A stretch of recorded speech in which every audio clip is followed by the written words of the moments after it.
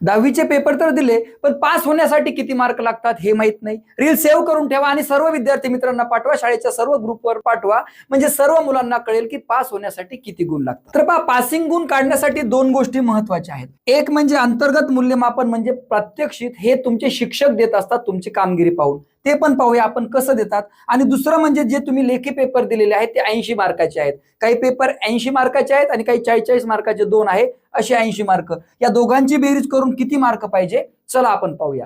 तर पहिले इंटरनलचे जे 20 गुण आहेत ते कसे दिले जातात ते आपण पाहूया, म्हणजे तुम्हाला अंदाज लागेल तुम्हाला किती मार्क पडतील. हे बघा, जसा तुम्ही होमवर्क केलेला आहे, अभ्यास केलेला आहे, त्यासाठी 10 मार्क असणारे. तुम्ही वह्या पूर्ण केले का, वेळ जमा केले का प्रॅक्टिकल, त्यासाठी. आणि दुसरी गोष्ट म्हणजे तुमची तोंडी परीक्षा घेतली, तुमची चाचणी घेतली, त्याचे 10 मार्क. असे 20 पैकी तुमचे शिक्षक किती मार्क देतात हे महत्वाचं आहे.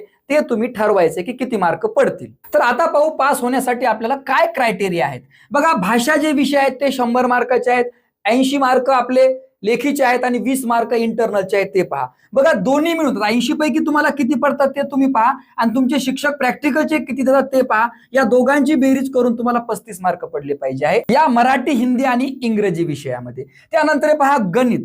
गणित मध्ये तुम्हाला बघा, बीजगणित, भूमिती म्हणजे पार्ट 1 पार्ट 2 दोघं मिळून आणि प्लस अंतर्गत गुण त्या 20 पैकी सगळ्याची मिळून 35 पाहिजे. इथे सुद्धा विज्ञान आणि तंत्रज्ञान पार्ट 1 पार्ट 2 प्लस इंटरनल म्हणजे तिघांची बेरीज करून 35 पडायलाच पाहिजे, लक्षात घ्या.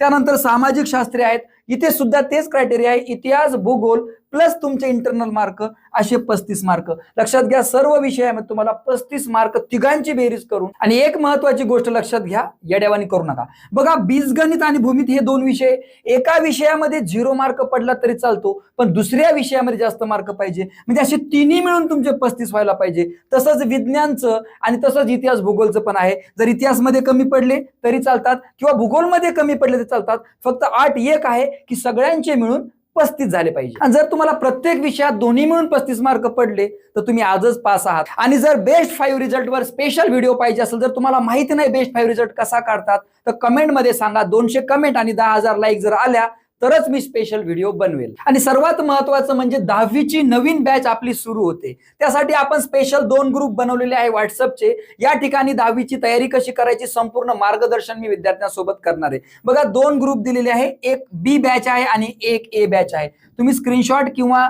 हा फोटो सेव्ह करून घेऊ शकता आणि हा ग्रुप जॉईन करा. एक तर ए ग्रुप जॉईन करा किंवा बी ग्रुप जॉईन करा.